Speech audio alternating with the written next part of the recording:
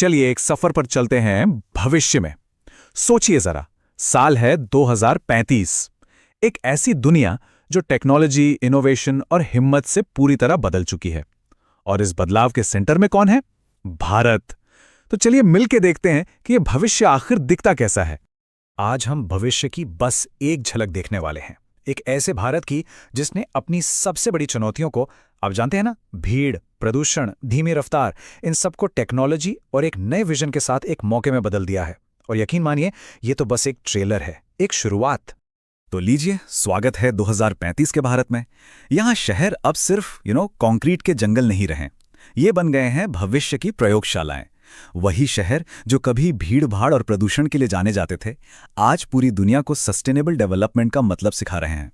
तो चलिए अपनी पहली प्रयोगशाला से शुरू करते हैं। मुंबई। 2035 का मुंबई अब सिर्फ जमीन पर नहीं है, बल्कि समंदर की लहरों पर अपना भविष्य बना रहा है। और अब ये एशिया का नया फाइनेंशियल टेक हब है। तो सवाल ये है कि आखिर बदला क्या है? जरा याद कीजिए पुराना मुंबई, जो हमेशा बाढ़ और भयंकर ट्रैफिक की चपेट में रहता था। लेकिन 2035 में तस्वीर बिल्कुल पलट चुकी है। क्लाइमेट रेजिलियंस जोन, समंदर पर तैरते सोलर फार्म और स्मार्ट ड्रेनेज सिस्टम, इन सबने मिलकर शहर का पूरा नक्शा ही बदल दिया है। और जरा मुंबई की इस नई लाइफलाइन को देखिए। 500 किलोमीटर लंबा एडवांस मेट्रो नेटवर्क, यहाँ ड्राइवरलेस ट्रेनें और इलेक्ट्रिक वाटर टैक्सी करोड़ों लोगों को उनकी मंजिल तक पहुंचा रही हैं, वो भी बिना रुके। देखिए, ये सिर्फ ट्रांसपोर्ट नहीं है, ये है स्मार्ट मोबिलिटी, जहां टेक्नोलॉजी और डेटा मिलकर सफर को पहले से कहीं ज्यादा तेज और आसान बना देते हैं। और इन सब बदलावों का नतीजा, मुंबई को अब एक नया खिताब मिल गया है, climate resilient global marine city. ये अब सिर्फ एक शहर नहीं, बल्कि एक ऐसा मॉडल बन चुका है जिसे दुनिया के कई देश कॉपी कर रहे हैं। ठीक है, मुंबई से अब चलते हैं दिल्ली। 2035 की दिल्ली सिर्फ भारत की नहीं, बल्कि पूरी दुनिया की एआई गवर्नेंस कैपिटल बन चुकी है। यहाँ ग्रीन एनर्जी और आर्टिफिशियल इंटेलिजेंस यानी एआई ने मिलकर एक क्रांति ला दी है। ये वाकई देखने लायक है। वो दिल्ली जहां कभी प्रदूषण एक बहुत बड़ी चुनौती थी, वहीं आज दिल्ली अपनी 70% मतलब 70% ऊर्जा ग्रीन सोर्स से बना रही है। सोलर ग्लास टावर्स और शहर भर में फैले ग्रीन पार्क्स ने इसकी तस्वीर ही बदल कर रख दी है।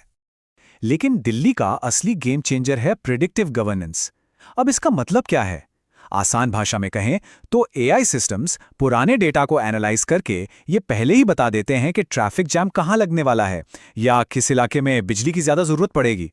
मतलब सरकार अब समस्या होने का इंतजार नहीं करती, बल्कि उसे होने से पहले ही रोक देती है।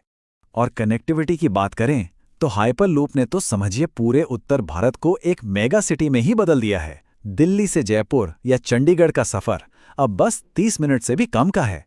सोचिए जरा, इसका बिजनेस और आम जिंदगी पर कितना बड़ा असर पड़ा होगा। पर रुकिए, मुंबई और दिल्ली तो बस शुरुआत हैं। भारत की टेक्नोलॉजिकल क्रांति की असली रीढ़ तो 3 और शहर हैं जो मिलकर बनाते हैं एक नई टेक ट्रिनिटी। पहला है बेंगलुरु, जिसे अब दुनिया का एआई ब्रेन कहा जाता है। 5000 से भी ज्यादा एआई स्टार्टअप्स के साथ ये दुनिया का सबसे बड़ा एआई रिसर्च क्लस्टर बन गया है। ये वो जगह है जहां आइडियाज पैदा होते हैं और रोबोट और इंसान मिलकर उन्हें हकीकत में बदलते हैं। फिर आता है अहमदाबाद, भारत का ग्रीन इंडस्ट्रियल पावर हाउस। कमाल की बात यह है कि ये देश का पहला कार्बन न्यूट्रल इंडस्ट्रियल शहर बन चुका है। मतलब यहां हर फैक्ट्री क्लीन एनर्जी पर चलती है। ये सच में एक औद्योगिक चमत्कार है। और हमारी टेक ट्रिनिटी का तीसरा शहर है हैदराबाद, जिसे अब ग्लोबल हेल्थ सिटी के नाम से जाना जाता है। यहाँ एआई डायग्नोस्टिक्स और जीन थेरेपी में दुनिया को एक नया रास्ता दिखाया जा रहा है। एआई हमारे जेनेटिक कोड को पढ़कर बीमारियों का पता उनके होने से बहुत पहले लगा लेता है। तो अब फोकस इलाज पर नहीं, बल्कि रोकथाम पर है। तो इन शहरों की कहानी सिर्फ डेवलपमेंट की नहीं है, ये कहानी है हिम्मत की, दूर की सोच रखने वाली प्लानिंग की और टेक्नोलॉजी को सही तरीके से अपनाने की। एक ऐसी कहानी जिसने भारत को दुनिया में एक नई पहचान दी है। अगर इसे संक्षेप में कहें तो ये एक महान परिवर्तन है। भारत ने अपनी सबसे बड़ी समस्याओं को ही अपने सबसे बड़े समाधान में बदल दिया है। जहां ट्रैफिक जाम था, वहां अब स्मार्ट मोबिलिटी है।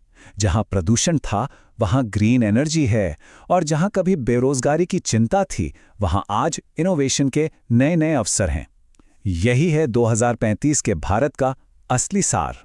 और शायद इसीलिए दुनिया अब भारत को एक उभरती हुई अर्थव्यवस्था यानी इमर्जिंग इकोनॉमी नहीं कहती। अब उसे एक नया नाम मिला है, भविष्य की प्रयोगशाला। और ये एक ऐसा बयान है जो भारत की नई ग्लोबल पोजीशन को बिल्कुल साफ साफ दिखाता है। तो ये तो थी 2035 की कहानी, लेकिन सवाल ये है कि आगे क्या? अगला स्टॉप क्या है? 2040? क्या तब तक भारत दुनिया का सबसे आधुनिक और टिकाऊ देश बन जाएगा? खैर, ये कहानी अभी खत्म नहीं हुई है। भविष्य इंतजार कर रहा है।